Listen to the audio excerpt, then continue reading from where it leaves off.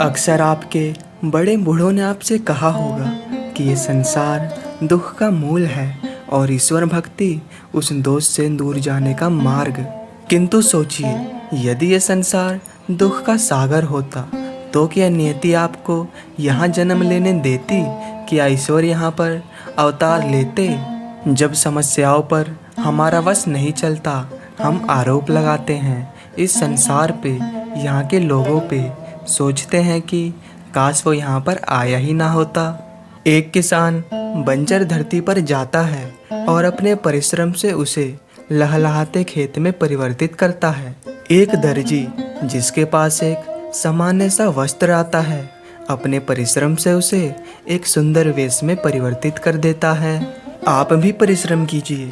ये महत्वपूर्ण नहीं है कि आप किस संसार में आए, ये महत्वपूर्ण नहीं है कि आप यहाँ कैसे आए। यदि कुछ महत्वपूर्ण है तो वो ये है कि जब आप गए तब आप इस संसार को कैसा छोड़ के गए।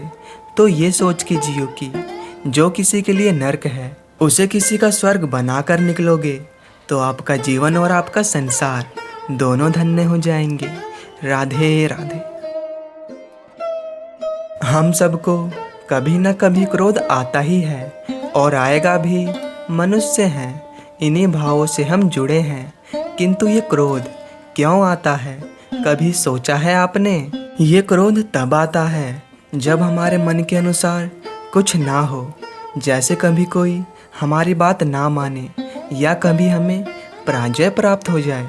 किंतु इन सारी परिस्थितियों में आधार एक ही है कि कहीं ना कहीं किसी न किसी स्थान पर हम दुर्बल हैं। क्रोध जन्म लेता है हमारी दुर्बलता से और फिर वो हमारी सबसे बड़ी दुर्बलता बन जाता है।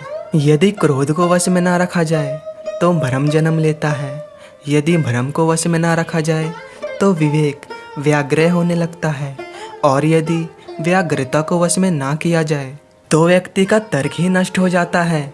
सोचने समझने की शक्ति शून्य हो जाती है और फिर उस व्यक्ति का पतन हो जाता है। इसलिए अपने क्रोध को वश में रखें और अपने मन को शांत होने के लिए कहें तो मन प्रसन्न होकर बोलेगा राधे राधे।